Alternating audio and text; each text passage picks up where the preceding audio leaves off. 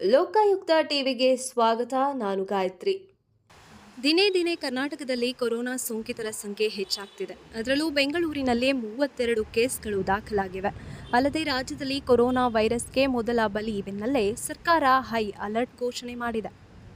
Corona ಸಂಖ್ಯೆಗಳು ಹೆಚ್ಚಾಗ್ತಿರೋ ಸಂದರ್ಭದಲ್ಲಿ ಇದರ ಶಾಲೆಗಳು ಪುನಾರಂಭ ಆಗ್ತಾ ಇರೋದು ಆತಂಕಕ್ಕೆ ಕಾರಣವಾಗಿದೆ. ಮೇ 28ರಿಂದ ಖಾಸಗಿ ಶಾಲೆಗಳು ಪುನರಾರಂಭ ಆಗ್ತಿವೆ. ಹೀಗಾಗಿ ಖಾಸಗಿ ಶಾಲೆಗಳು ಪೋಷಕರಿಗೆ ಕೊರೋನಾ ಬಗ್ಗೆ ಮಾಹಿತಿ ನೀಡ್ತಾ ಇದ್ದಾರೆ. ಮಕ್ಕಳಿಗೆ ಮಾಸ್ಕ್ ಧರಿಸಿ ಶಾಲೆಗೆ ಕಳುಹಿಸುವಂತೆ ಪೋಷಕರಿಗೆ ಸೂಚನೆ ನೀಡಲಾಗ್ತಿದೆ. ಈಗಾಗಲೇ ಖಾಸಗಿ ಶಾಲೆಗಳು ಕಡ್ಡಾಯವಾಗಿ ಮಾಸ್ಕ್ ಧರಿಸುವಂತೆ ಮಕ್ಕಳಿಗೆ ಸೂಚನೆ ನೀಡಲಾಗಿದೆ. ಅಷ್ಟೇ ಅಲ್ಲದೆ ಶಾಲೆಗೆ ಬರುವ ಮಕ್ಕಳು ಸಿಬ್ಬಂದಿಗಳು ಕಡ್ಡಾಯವಾಗಿ ಮಾಸ್ಕ್ ಧರಿಸುವಂತೆ ಸೂಚನೆ ಕೊಟ್ಟಿದೆ. ಇದೇ 28ರಿಂದ ಶಾಲೆಗಳು ಪುನರಿವೆ. ನಾವು ಈಗಾಗಲೇ ಶಾಲೆಗಳಿಗೆ ಕೋವಿಡ್ ಮಾರ್ಗಸೂಚಿಗಳನ್ನು ಪಾಲಿಸಲು ಸೂಚನೆ ಕೊಟ್ಟಿದ್ದೇವೆ.